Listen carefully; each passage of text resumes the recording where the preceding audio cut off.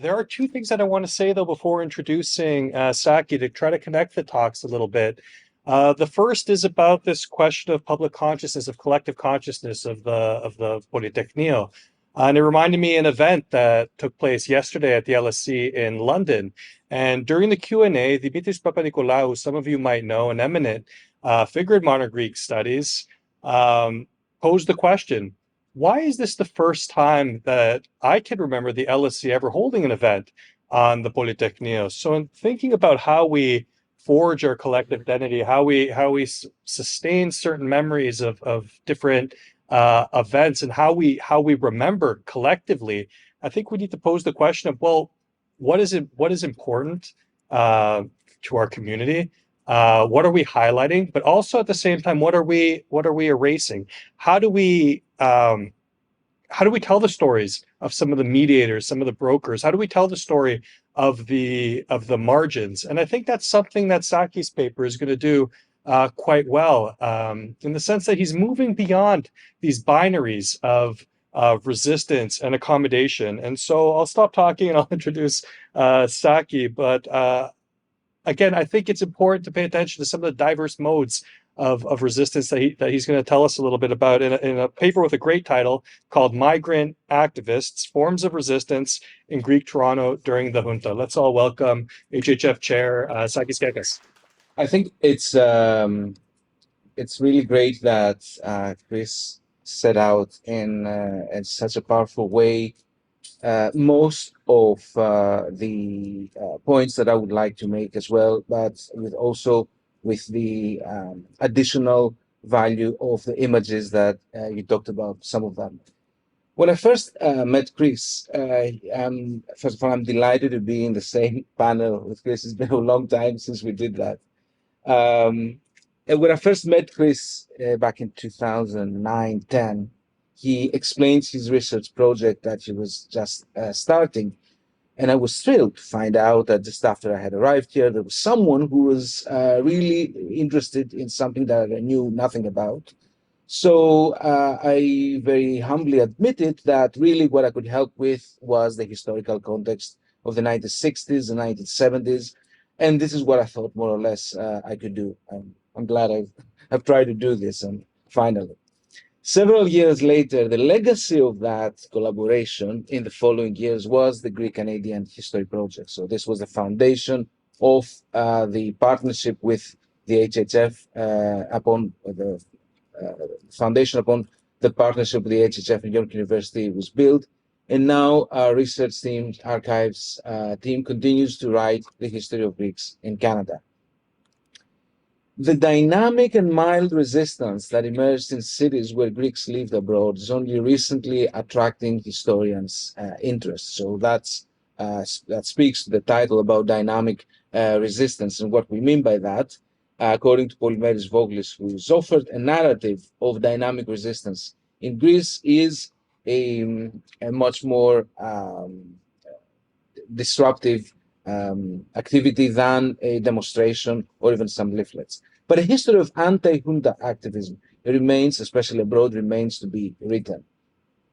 The central role of Andreas Papandreou played upon his arrival in Toronto, we heard a little bit about it earlier, is also discussed in the studies of Roulamina and Chris.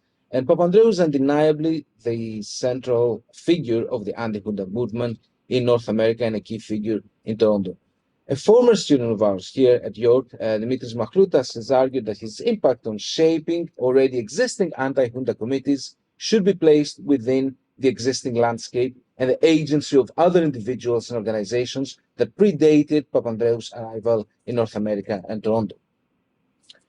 Recent interest in the history of the dictatorship does not seem to draw attention to Greeks abroad. Only now, I think that 50 years anniversary does a lot of that. We're focusing on what Greeks did in Germany, Sweden, a little bit less on the United States. So the aim of this research more broadly is to fill gaps in our knowledge about the organization and actions of Greeks in Toronto during the dictatorship, the reactions and stance of institutions such as the Greek community, the church, the consulate, the main Greek associations of the city, and to more broadly enrich the history of the period based on new documents and oral history interviews that have emerged or were created since the two studies that I mentioned were completed, the dissertations by Mina and Chris Graffos. And that research would hopefully address the question and the overall concern that Chris has raised repeatedly and very poignantly, I think, that the majority of people, but also of institutions here, did not participate to the anti-dictatorship movement. I want to start by the image of the tank of this is 2:45 a.m. on November 17th, and it was recently selected by the Guardian picture editor as the most important photo of 1973 in the history of Europe. It is not the image of Karamanlis who's swearing a year later or 9 months later in front of Gizikis, the military officer, and the Archbishop of Athens. This is the image that was more important for 1973. I think this one is one of the most important images of 2023. A child leaves flowers in front of a monument of the Athens Polytechnic to mark the 50th anniversary of the 1973 student uprising. And it is this politicization, but also awareness of democratic sentiment and consciousness that I think really is what one should be thinking about, especially today. Off to some other children pictured here. You see that, as Chris also mentioned, this sort of education was not part of, obviously, of children who were learning Greek in 1960s and 1970s. They were not told about any of this, most likely, but also not later, not in the 80s, not the 90s, not in the 2000s. I would dare say not even today, but I would like to be corrected. In 1970, this was sort of the image that we used for a long time in our sort of publications about, Greeks standing, dancing in front of the new then Toronto City Hall. But it was also those Greeks who were doing something else, and they were participating in their own, with their bodies in the city in a very different way. Sometimes very radical. This is what we're talking about. This has never been the case since that the cross is substituted with a swastika in the Greek flag. And I would also like to wonder what those kids are today, if anyone knows. What we now know from people who were fortunate to have a conversation with Dimitris Kambitsis, who unfortunately could not make it today, who was one of the people who were present in the first meeting that happens at the basement of the St. George Greek Church, Greek Orthodox Church here in Toronto. I want to highlight that this is not uncommon in terms of protests that happen at a religious space. This is a connection here, and it's practical, but it's probably not accidental either.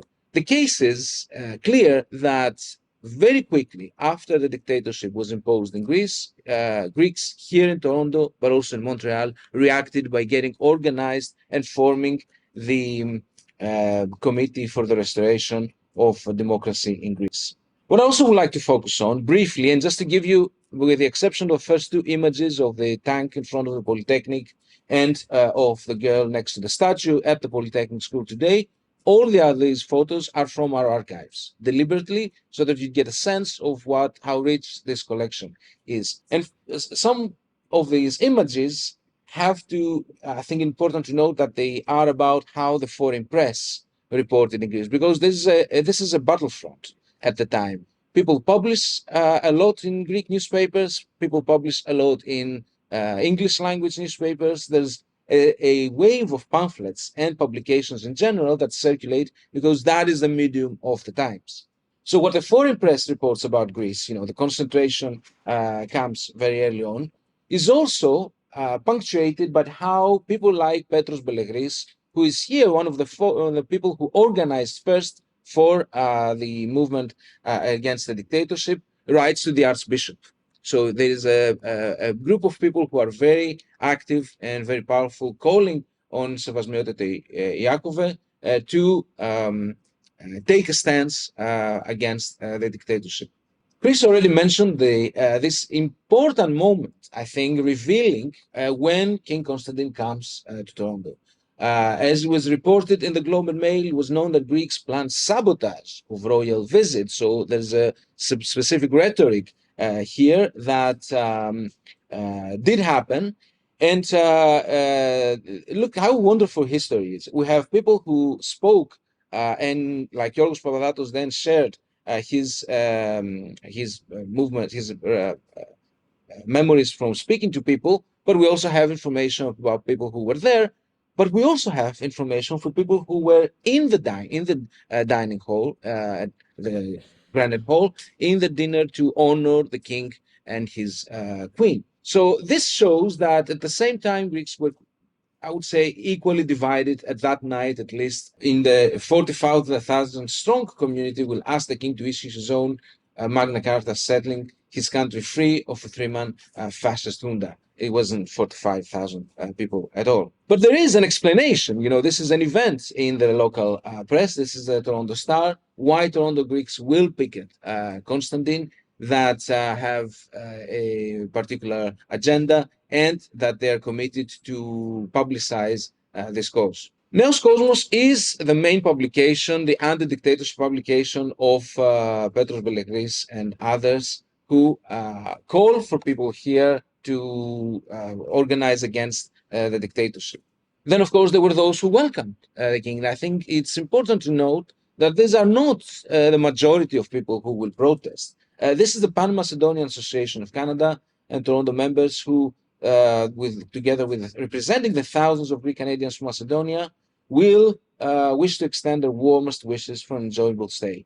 Could they have done something else? One would think this is the Pan-Macedonian Association. This is one of the main purposes to promote Greek national interests in Canada. And that certainly included supporting the king, who is most vulnerable since he has been forced to sign, willingly, unwillingly. He said in the past both things. He's said to have signed the government of the colonels. Another issue of performance here, performativity, is the presence of Anna Tsarnas here in dressed, clad as Greece, chained. If you see the handcuffs during the visit of the king. What I want you to note is there's Rabbi Abraham Feinberg, who is one of the people, the Canadians, who supported the anti-dictatorship movement actively, just like professors here at York, others than Greek professors, 2 or 3 of them at the time, and also many professors who participated in the movement. The event was also recorded, of course, in the Neos Cosmos with pride, τραγική ηρωνία, in front of the monument of the heroes of independence of Canada. Greece stands ironclad and is guarded symbolically, of course, by soldiers.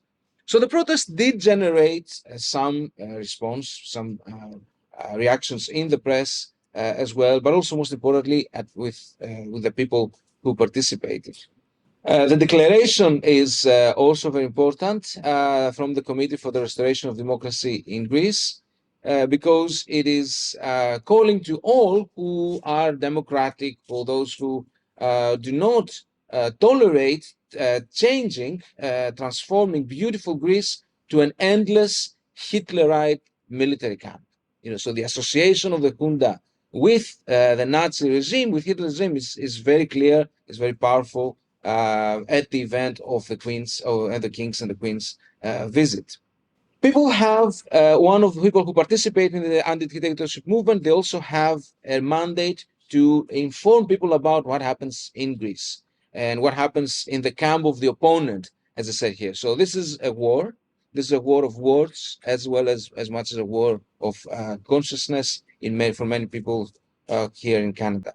So the association, so this is all before Papandreou arrives here. And I want to emphasize that there is a before and after, a very clear moment. So people are organized, they are active, and they are very vocal in the few hundreds, probably. But one of the other mandates of the newspapers like Neos Cosmos is to translate and comment on the Canadian newspapers' coverage of events in Greece and beyond. So they will report also to the extent that it's possible about what is happening in Greece. I love this quote from Stylianos Patakos, number 2, practically in the junta, that ο φόβος είναι απαραίτητος, fear is necessary. And then Papandreou begins to arrive in 20th April 1968, the first time that he arrives, and Petros Belegris, rightly I think, identifies very early that this is going to be a changing moment, a very encouraging and very significant for the mobilization of people in Canada. The reasons why Papandreou here is we were fortunate to have it from Stan Drainos in the interviews that Bill and I conducted. But at the time, I don't think we should be looking back. So this is less about memory, let's say. Of course it is, but it's more about events and facts as were they reported at the time. So there was this Megaliodis υποδοχή, sort of this grand reception that was prepared to the leader, Andreas Papandreou. So Andreas Papandreou arrives as a leader. He's not unknown to people in 68 and then in 69 when he came for the second time in April. This is probably one of my favorite photographs. Still have to find that kid today as well. I think they'll be very interesting to see this. I love those, the mother looks at, with veneration to the sort of admiring, listening to every word that Papandreou is saying, and the kid is rather bored, sort of, staring at the camera instead. 10,000 Greeks in Toronto. They were probably more or less, we don't know, but the 10,000 I think is very powerful as a message for Neos Cosmos, the new world as it is. And of course, the newspaper reported also to the assassination attempt against Papadopoulos by Panagoulis. This event, so I want to also note here, let me pause on the iconography that is presented here, Eleftheria, Demokratia. These are mostly handmade, pretty much. But then there are other powerful voices, some of who came to Toronto as well, by such as Melina Mercouri here, who, just like Papandreou and Mikis Theodorakis, immediately after their release from jail, they went abroad and started to speak against the dictatorship regime. And this is really what I think we are today honoring as well as remembering. The fact that at York, thousands of people at some point came to support in their own ways, but those who organized the Students for a Free Greece, Greek Freedom Week, with this very powerful image that Stan Drainos designed. You can see later on online when you want to the program of the events. Don't have as rich of a program, especially, or unfortunately, you could say, we don't have at the end of the last day the Greek dance, food and drink. The Greek community will be there to teach you the Zorba dance, the Sirto, and the Tsamiko. And I want you to keep in mind that this association of politics with perceived culture of what it means to be Greek is very powerful at the time as well as today. We should plan probably this for next year. York newspaper now, Excalibur, which is still here, and they were very interesting to hear about this event. They also report very extensively on the event for Greek Freedom Week. They have an extensive interview with Andreas Papandreou as he arrived. I don't have time to go to his very interesting points, and someone who really knows what to ask Papandreou. But it is also part of what he says is the campaign, the many slogans that Papandreou himself advocates, and they're much more radical than this. So he's not saying, okay, people don't go to Greece this year, go to Vancouver. He's also saying, don't sell any guns to Greece. Canada is a country that supports the regime.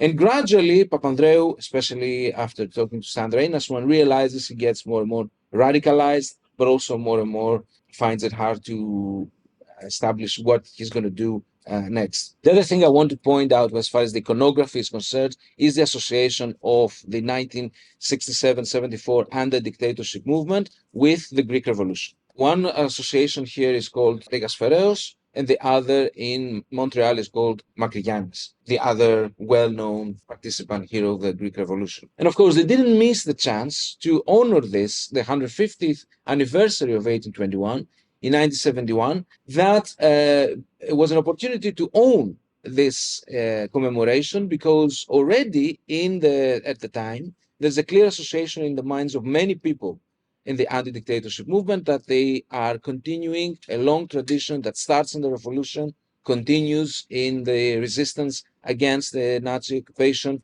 in 1940s, and then therefore they are now fighting the other tanks, who are not German but American. And then we have the most radical, of these acts of here people who Thanasis Llanos is one of them, identified, who burn the junta symbol of the phoenix. And just one of the many cases that we hear, people participated in much more active way. Another one famously is when they tried to disrupt, and I think they did, the visit of a minister from junta at the Agios Dimitrios church community. Themelio is the other, Minea Δημοκρατική, the democratic newspaper of Greeks of Canada. The Neos Cosmos newspaper ran into trouble, I'm told, and by 1971 it has basically folded. So Themelio follows up from this. This is the other one of several anti-dictatorship, let's say democratic, as they call themselves, publications, to make a clear distinction from the other newspapers that were, no, I'm not saying they were less democratic, but they were more hands-off when it came to reporting and advocating against the dictatorship. What we also have in the archives is the clear connection of people that participated in PAC and Papandreou personally, in a very rare photograph where you will not see him wearing a suit and tie. As Stan has told us, he was very well dressed most of the time. But here he is at a strike of the Puretex knitting company in Toronto. And it is not just his class politics that took him there. It is also the fact that many of the workers, especially female workers at the Puretex knitting company, were Greek. So this association of gender, labor, and class politics, all crystallizing the anti-dictatorship politics, is definitely something we're exploring much more, as well as one of the many acts of these migrants in the end were to protest against the torture of Alekos Panagoulis after his arrest by the regime following the attempted assassination against Papadopoulos. You can see late Professor Vitopoulos here as well. Margarita Papandreou, Yorgos Papandreou as well.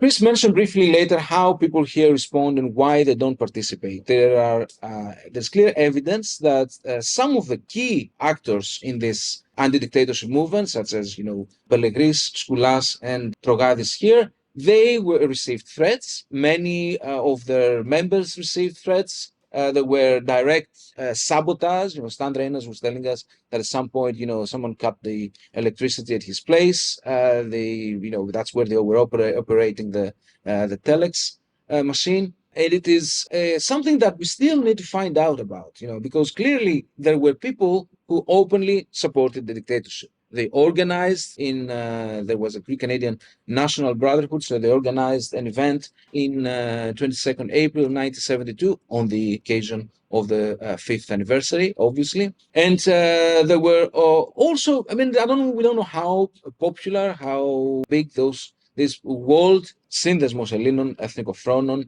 was of national in Toronto here. Someone has put a swastika and a cross on the document. We decided not to do anything with this because that is telling of what happened at the document. And these are the goals of the organization. So it's very organized. They list in paper. We don't really know who participated, but some people did, and they were active to a certain extent. And we also know that, according to Peter Worthington at least, the Telegram staff reporter, that this woman claimed she received phone threats by Greeks because she was campaigning for the Greek community. So people were telling her, this is Miss McLean, she played charges against intimidation against the Papandreouites. Chris Philippeos, vice president of the Greek National Brotherhood Society, said he received a call which he reported to the police. So there's an intimidation process here, but let me go to a larger issue. The bigger picture, if you like, is that of participation of women in the anti-dictatorship movement. So this is not an image of Greek women who were sort of making a coffee and men were organizing and discussing. I think things were very different at the time. And this is the march that Chris mentioned in downtown Toronto. So there is this gender aspect that we really need to explore a lot more in the search for who was really some of the most active participants. I want to conclude with the Polytechnic event itself. And this is a great handwritten document that calls Patriotes of Toronto to organize against in an event to protest against the killing of students and others in November 1973. The event of the Polytechnic School was also publicized here, the Excalibur. You see here already in the February, this is the law school occupation in February that was reported in the Excalibur. But this document shows precisely how the day of Polytechnic people organized in against the fascist dictatorship. The Excalibur, the York student newspaper, mentioned extensively because of the presence of Greek students and of Papandreou himself, the student revolt, as they call it, in Athens, and then they gave a version, Papandreou's version. This is your York prof, who gives version of events, who is basically saying that the event from now on was going to change completely the dictatorship. He predicts basically that this is going to be probably the end, or definitely a very significant moment in the anti-dictatorship struggle. And the newspaper also offers a chronology of events in the Greek coup. Something interesting that Papandreou says in this newspaper brief interview is that he says, just like the Chileans, we know that this is going to be, we stand in solidarity with the Chileans because really the only difference is the distance between our two countries. It's a very clear association that continues for Papandreou. This is here with Beatriz Allende, the daughter of Salvador Allende. And then they continue to have this mobilization in the months after the dictatorship. I should note here that there's this great gap in people's understanding between November 73 and July 1974. And of course, these are some of the most difficult moments for many people's lives. In February and March, there was this great mobilization of the regime, of Ioannidis' regime now, from now on, against those who were left, who had escaped the Polytechnic School uprising, those who were still had been hiding, of course, and the people are arrested and tortured in February, March 1974. So in those days, there were people who continued to organize against the dictatorship at a difficult moment, having had, of course, the experience of the Polytechnic. That was this great moment. Stan Reynolds actually told us they were elated here that students managed to break out of fear to end this regime of 6 years, as they used to shout at the time, 6 years is enough. We're not going to have another one, as well as all the other slogans. And this is probably one of the last demonstrations against the dictatorship in Ottawa.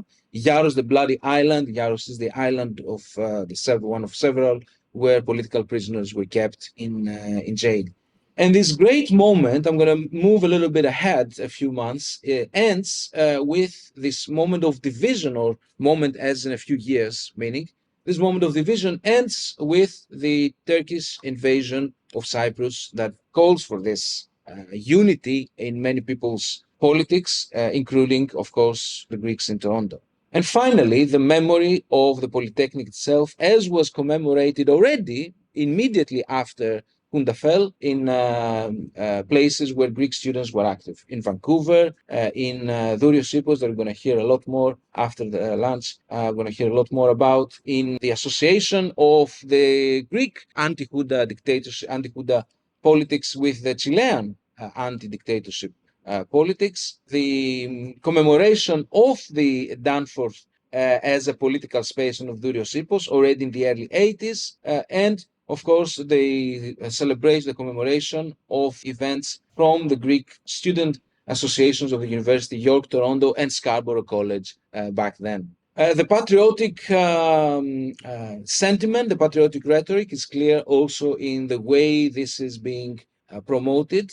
You have now PASOK Toronto, or various other independent left organizations, but also Χριστιανικός Δημοκρατικός Σύνδεσμος, Σύλλογος Δημοκρατικών Φοιτητών Καναδά, and others. And this is the moment where clearly people stand